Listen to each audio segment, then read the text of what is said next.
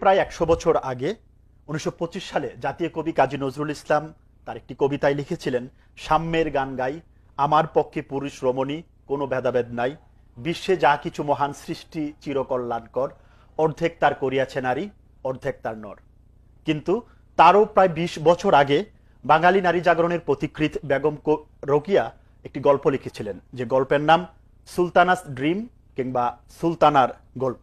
যে গল্পে বেগম রোকিয়া খুব সুন্দরভাবে এমন একটি সমাজের কথা বলেছিলেন যে সমাজে সমস্ত অর্থনৈতিক কর্মকাণ্ডের প্রধান চালিকা শক্তি হবে কেবলই নারীরা।